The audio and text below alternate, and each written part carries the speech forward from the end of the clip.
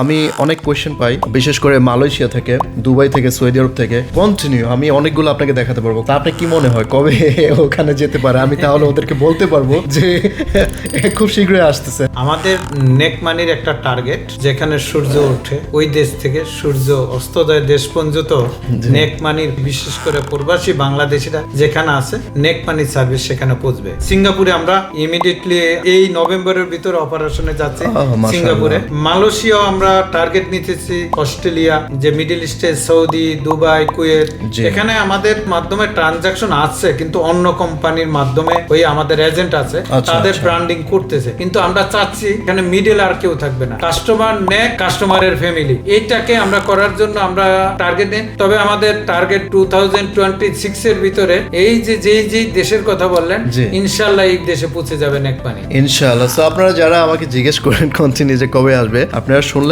যে 2026 সালের মধ্যে ইনশাআল্লাহ নেক মানি ট্রান্সফার মিডল ইস্টেও চলে যাবে। এন্ড আই হোপ খুব শীঘ্রই আমরা ওয়ার্ল্ড ওয়াইড দেখতে পারবো।